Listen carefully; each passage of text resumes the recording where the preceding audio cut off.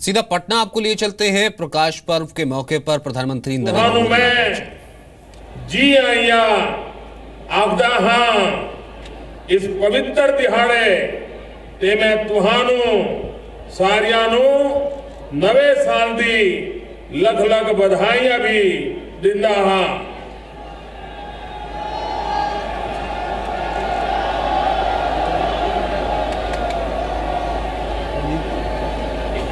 आज हम पटना साहब की इस पवित्र धरती पर इस प्रकाश पर्व को मनाने में भाग्यशाली हुए हैं। लेकिन आज पूरे विश्व में जहां जहां भारतीय रहते हैं, सिख समुदाय रहता है, दुनिया के सभी देशों में भारत सरकार ने हमारी एम्बेसीज के माध्यम से इस प्रकाश पर्व मनाने के लिए योजना बनाई है, ताकि न सिर्फ हिंदुस्तान में लेकिन पूरे विश्व को इस बात का एहसास हो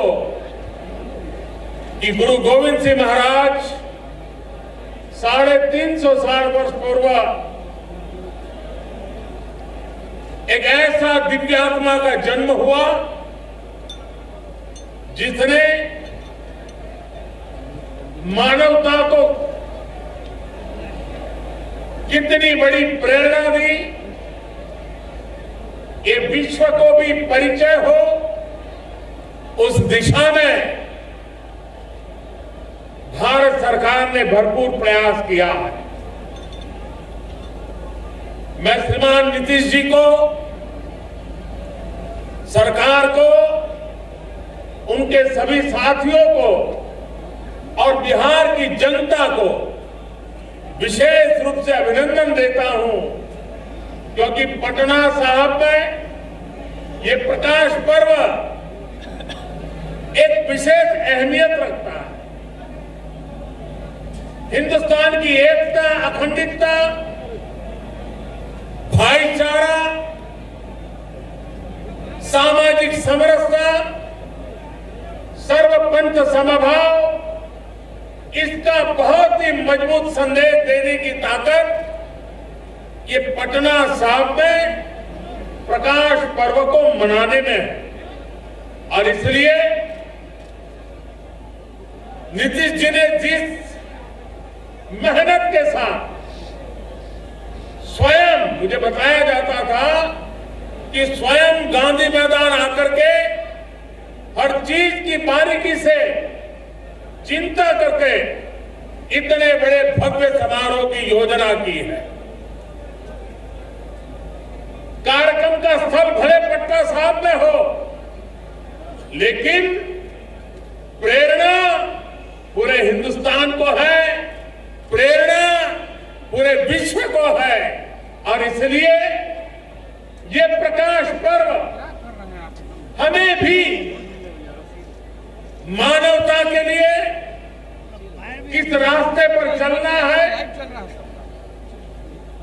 हमारे संस्कार क्या है, हमारे मूल्य क्या है, हम मानव जात को क्या दे सकते हैं, इसके लिए एक पुनः स्मरण करके नए उमंग, उत्साह और ऊर्जा के साथ आगे बढ़ने का ये अवसर है। गुरु गोविंद सिंह जी महाराज ये त्याग की प्रतिमूर्ति थी। हम कल्पना कर सकते हैं कि आंखों के सामने अपने पूज्य पिता का बलिदान देखे और अपने ही मौजूदगी में अपने संतानों को भी आदर्शों के लिए, मूल्यों के लिए, मानवता के लिए बलि चढ़ते देखे और उसके बाद भी त्याग की पराकाष्ठा देखें। गुरु गोविंद सिंह जी महाराज भी इस गुरु परंपरा को आगे बढ़ा सकते हैं, लेकिन इनकी एक दीर्घ दृष्टि थी कि उन्होंने ज्ञान को केंद्र में रखते हुए गुरु ग्रंथ साहब के हर शब्द को जीवन मंत्र मानते हुए हम सबके लिए आखिर में यही कहा कि अब गुरु ग्रंथ साहब ही, उसका हर शब्द, उसका हर पन्ना आने वाले युगों तक हमें प्रेरणा देता है। ये भी उनके त्याग की मिसाल का अंश था। उससे भी आगे जब पंच प्यारे और खालसा पंथ की रचना, उसमें भी पूरे भारत को जोड़ने का उनका प्रयास था। जब लोग आदि शंकराचार्य की चर्चा करते हैं तो कहते हैं कि आदि शंकर ने हिंदुस्तान के चारों कोने में मठ का निर्माण करके भारत की एकता को बल देने का प्रयास किया था। गुरु गोविंद सिंह महाराज साहब ने भी हिंदुस्तान के अलग अलग कोने से उन पंच प्यारे की पसंद करके समग्र हिंदुस्तान को खालसा परंपरा के द्वारा एकता के सूत्र में बांधने का उस जमाने में अद्भुत प्रयास किया था, जो आज भी हमारी विरासत है। और मैं हमेशा हृदय से अनुभव करता हूं कि मेरा कुछ खून का रिश्ता है, क्योंकि जो पहले पंच प्यारे थे, उन पंच प्यारों को ये नहीं कहा गया था आपको ये मिलेगा, आपको ये पद मिलेगा, आगे आइए। नहीं, गुरु गोविंद सिंह महाराज साहब का कसौटी का मानदंड भी बड़ा ऊंचा रहता था। उन्होंने तो सर कटवाने के लिए निमंत्रण दिया था, आइए आपका सर काट दिया जाएगा और इस त्याग के आधार पर तय होगा आगे कैसे बढ़ना। और अपना सर देने के लिए देश के अलग अलग कोने से लोग आगे आए। उसमें एक गुजरात के द्वारिका का दर्जी समाज का बेटा, वो भी आगे आया और पंच प्यारों में उसने जगह पाई। गुरु गोविंद सिंह महाराज साहब ने उसको गले लगाया और पंच प्यारे खालसा परंपरा निर्माण तो किया था गुरु गोविंद सिंह महाराज साहब ने। वे चाहते उस दिशा में ये परंपरा चल सकती थी, लेकिन ये उनका त्याग, उनकी ऊंचाई थी कि गुरु गोविंद सिंह महाराज साहब ने स्वयं को भी उस बंधनों में बांध दिया और उन्होंने कहा कि ये जो पंच प्यारे हैं, ये जो खालसा परंपरा बनी है, मेरे लिए भी क्या करना न करना, कब करना, कैसे करना, ये जो निर्णय करेंगे मैं उसका पालन करूंगा।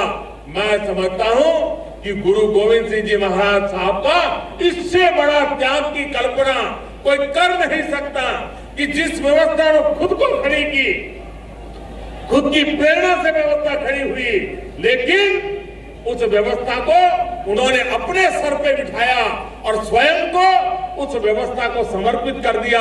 और उस महानता का परिणाम है आज 350 साल का प्रकाश पर्व मनाते हैं। तब दुनिया के किसी भी कोने में जाए, सिख परंपरा से जुड़ा हुआ कोई भी व्यक्ति होगा, वो वहां नतमस्तक होता है, अपने आप को समर्पित करता है। गुरु गोविंद सिंह महाराज साहब ने जो परंपरा रखी थी, उस परंपरा का पालन करता है। तो ऐसी एक महान प्रेरणा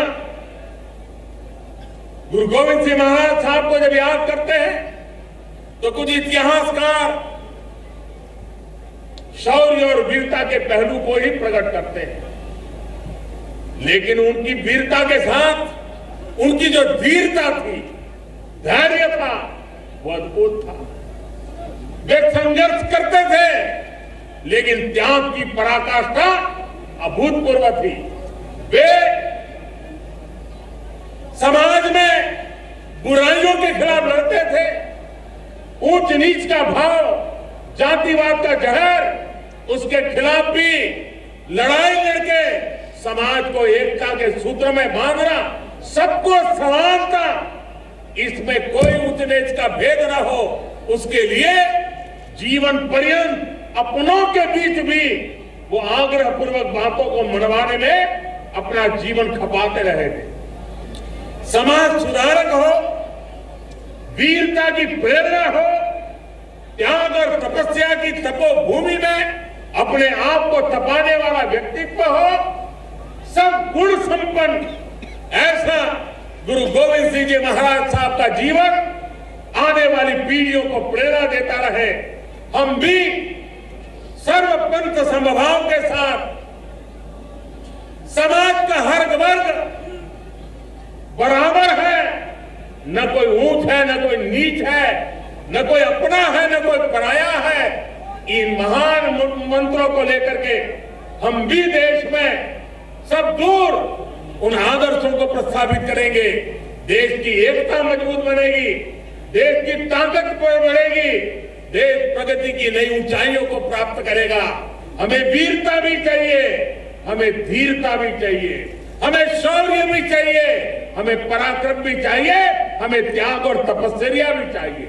यह संतुलित समाज व्यवस्था ये गुरु गोविंद सिंह जी महाराज साहब के हर शब्द में, जीवन के हर काम में हमें प्रेरणा देने वाली रही है। और इसलिए आज इस महान पवित्र आत्मा के चरणों में सर झुकाने का सौभाग्य मिला है। आज गुरु गोविंद जी महाराज साहब के उसी स्थान पर आकर के गुरु ग्रंथ साहब को भी नमन करने का सौभाग्य मिला है। मुझे विश्वास है कि हमें प्रेरणा देता रहेगा। यहां नीतीश जी ने एक बहुत महत्वपूर्ण बात को स्पर्श किया। महात्मा गांधी चंपारण सत्याग्रह की शताब्दी, लेकिन मैं नीतीश जी को हृदय से एक बात के लिए अभिनंदन करता हूं। समाज परिवर्तन का काम बड़ा कठिन होता है, बहुत मुश्किल काम होता है। उसको हाथ लगाने की हिम्मत करना भी बड़ा मुश्किल काम होता है। लेकिन उसके बावजूद भी नशा मुक्ति का जिस प्रकार से उन्होंने अभियान चलाया, आने वाली पीढ़ियों को बचाने के लिए उन्होंने जो बीड़ा उठाया है, मैं उनकी बहुत बहुत अभिनंदन करता हूं, बधाई देता हूं। और मैं भी पूरे बिहार वासियों से, सभी राजनीतिक दलों से, सभी सामाजिक जीवन में काम करने वालों से यही गुजारिश करूंगा कि ये काम सिर्फ सरकार का नहीं है, ये काम सिर्फ नीतीश कुमार का नहीं है, ये काम सिर्फ किसी राजनीतिक दल का नहीं है, ये जन जन का काम है। उसको सफल बनाएंगे तो बिहार देश की प्रेरणा बन जाएगा। और मुझे विश्वास है कि जो बीड़ा नीतीश जी ने उठाया है वो जरूर सफल होंगे और हमारी आने वाली पीढ़ी को बचाने के काम में गुरु गोविंद सिंह जी महाराज का ये प्रकाश पर्व भी उनको आशीर्वाद देगा, उनको एक नई ताकत देगा। और मुझे विश्वास है कि बिहार देश की एक बहुत बड़ी अनमोल शक्ति बनेगा। देश को आगे बढ़ाने में बिहार बहुत बड़ा योगदान करेगा, क्योंकि ये बिहार की धरती है जिसने गुरु गोविंद सिंह जी महाराज साहब से अब तक अनेक महापुरुष हमें दिए हैं। राजेंद्र बाबू की याद करें, चंपारण सत्याग्रह की कल्पना की भूमि है ये। जयप्रकाश नारायण, कर्पूरी ठाकुर, अनगिनत नर रत्न इस धरती ने मां भारती की सेवा में दिए हैं। ऐसी भूमि पर गुरु गोविंद सिंह जी महाराज वो प्रेरणा हम सब के लिए एक नया आदर्श, नई प्रेरणा, नई शक्ति देती है। इसी एक अवसर को, प्रकाश पर्व को, ज्ञान के प्रकाश को जीवन भर अपने अंदर ले जाने के संकल्प के साथ हम इस प्रकाश पर्व को मनाए। विश्व भर में जो भी भारत सरकार के अलग अलग मिशन के द्वारा, एम्बेसी के द्वारा ये प्रकाश पर्व मनाया जा रहा है। मैं विश्व भर में फैले हुए गुरु गोविंद सिंह महाराज साहब का स्मरण करने वाले सभी जनों को अंतःकरण पूर्वक बहुत बहुत शुभकामनाएं देता हूं, बहुत बहुत बधाई देता हूं। भारत सरकार ने इस प्रकाश पर्व को बहुत व्यापक रूप से हिंदुस्तान और हिंदुस्तान के बाहर मनाने की योजना बनाई है, कमेटी बनाई है। 100 करोड़ रुपया उस काम के लिए लगाया है। रेलवे ने अलग से करीब 40 करोड़ रुपया लगा करके स्थायी व्यवस्थाएं इस प्रकाश पर्व के निमित्त खड़ी की है। भारत सरकार के सांस्कृतिक विभाग ने भी करीब 40 करोड़ रुपया लगा करके अनेक विध योजनाओं को साकार करने की दिशा में काम किया है, ताकि ये हमेशा हमेशा आने वाली पीढ़ियों को प्रेरणा देने वाला काम बने। उस दिशा में हम काम कर रहे हैं और आगे भी इस काम को आगे बढ़ाते जाएंगे। मैं फिर एक बार इस अवसर पर, इस पवित्र अवसर पर सहभागी बनने का मुझे सौभाग्य मिला, अपने जीवन को धन्य मानता हूं। आप सबसे प्रणाम करते हुए जो बोले सो निहाल, सत श्री अकाल।